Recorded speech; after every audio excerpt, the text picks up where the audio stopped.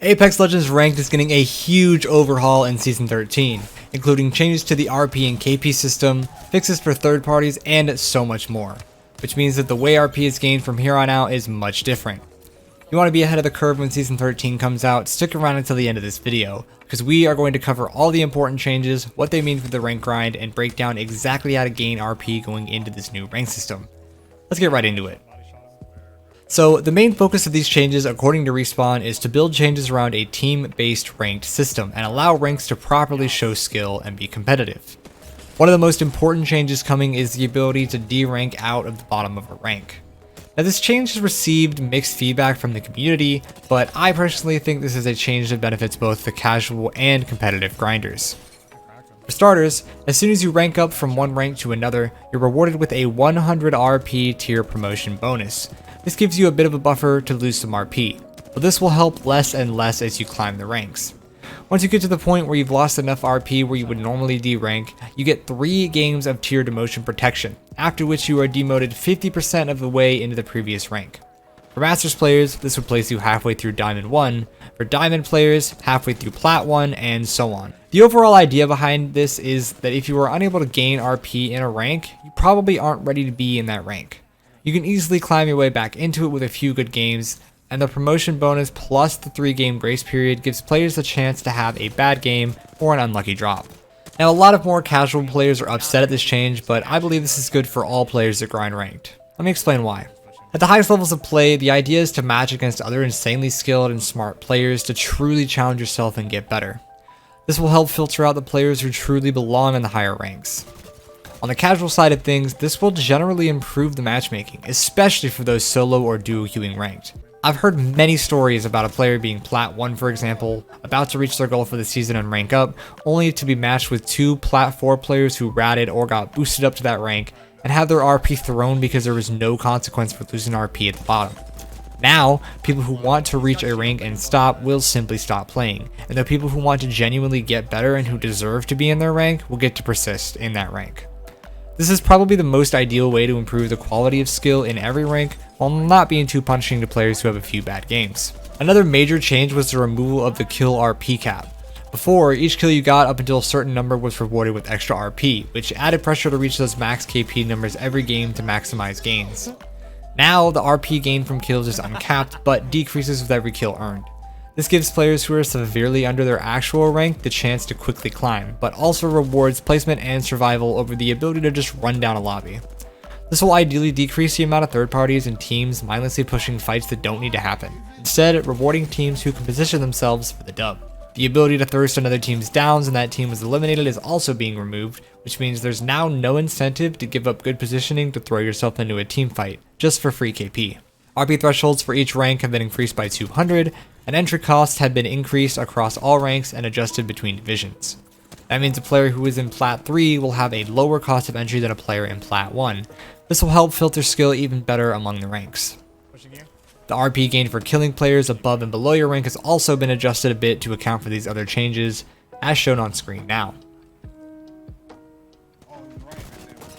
The assist counter has been increased by 5 seconds, from 10 to 15 seconds total, and assist timers will refresh when a player is re-knocked. This should help situations where players felt like they put in a lot of damage yet didn't get any KP. Finally, a tier below bronze has been added for new accounts, and bronze now has entry costs. No more hard suck bronze jokes anymore. So what does this all mean for the rank grind, and how do you gain RP going into Season 13? For starters, placement means more now than ever. Placing outside of top 14, even killing every team with 15 kills, would not net you positive RP above bronze 4. You would gain a whopping 15 RP and no placement points, and the entry cost to bronze 4 is 15 points, netting you a total gain of plus 0. Instead, your kill points are worth more and more the better you place, and an emphasis is placed on survival over everything. That is the point of a battle royale after all, to be the last one standing. As the season progresses, I will likely make an updated rank guide once we have more experience playing this new rank season, but for now, here's the best advice I can give you. Avoid a 50-50, otherwise known as a contested drop, as much as possible. You're relying on good loot luck and the hope that your team is considerably more skilled than the team challenging you. While this isn't always avoidable, usually you can pull off to a nearby compound or a separate POI that isn't contested, loot up, and then take the fight if it's a good fight. Again, placement over everything. If you have to take an off-spawn fight, make sure to stay somewhat close together to avoid a teammate getting singled out, but don't bunch up into 1 or 2 buildings, otherwise no one is getting loot. The RP gains from a off-spawn fight generally aren't worth it, so make sure to value your placement over everything. Don't be afraid to disengage if you aren't comfortable with your loadout or lack the meds to take a fight. Again, you want to value placement, and if your fight stalls too long and you get instantly third-partied, you're going to have a hard time coming out on top of that second fight. Don't be a hero, and value your life over everything. One knock can shift a team fight drastically. Pay attention to where teams land, and be mindful of what teams could rotate and third-party you when you're taking an engagement. If the fight takes more than a minute and a half, you're probably going to get third-partied. Take advantage of recon characters such as Bloodhound, Seer, and Crypto for that crucial information, and run at least one character with a disengage ability such as Valk, Wraith, or Ashe. For example, a Gibby Valk Blood combo would be really strong, as you have the ability to gather info on nearby teams, scan beacons for rotations, as well as disengage with the bubble and the Valk ult if things get too sticky. There are many different comps that will work on Stormpoint, which is the next ranked map, so don't be afraid to experiment and see what works best for your team. For my solo and duo queue warlords, value your life over everything. If you have the ability to do so, please communicate with your teammates. I cannot stress this enough. You're going to severely struggle to compete against full stacks of players in Discord, partied up, if you can't even tell your randoms to stick with you. Get more comfortable making the shot calls, give your team a direction to go in. Even if it's not the best one, it will still likely net you a better result than your whole team running around aimlessly and doing their own thing. Finally, you only have full control over the decisions and plays that you make. Focus on things that you can improve in your game, such as positioning and game sense, and stop limiting your teammates for the reason you can't rank up. While having teammates below your skill level can make it more difficult to climb, you don't really have a whole lot of control over this as a solo or duo queue player, so blaming this won't make your situation any better. Focus on yourself and the improvement will come. Record or stream your matches if possible and review them nightly. This will allow you to see mistakes in your gameplay you might not even realize you make, and feel free to get a friend or someone that you care about that's close to you to review this gameplay as well. A second eye can never hurt. At the end of the day, these rank changes may seem scary, but your perspective on ranked is important. Don't focus on ranked as a way to get a badge or a trail to flex to your friends, because that really only gets you so far. Focus on your rank and your ranked grind as an indicator of your skill and growth as a player.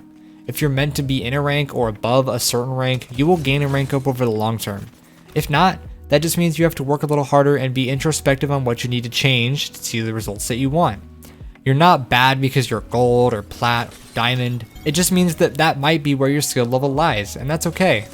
Either work hard to improve that skill or accept yourself and be happy for who you are. I hope you enjoyed and possibly learned something today. If you did, I would greatly appreciate a like on the video and consider subscribing because I've got a lot more Apex Legends content coming. I stream and post on my socials almost every day. All links will be in the description. Let me know in the comments what rank you're going for in Season 13 on your way out, and have a great rest of your day.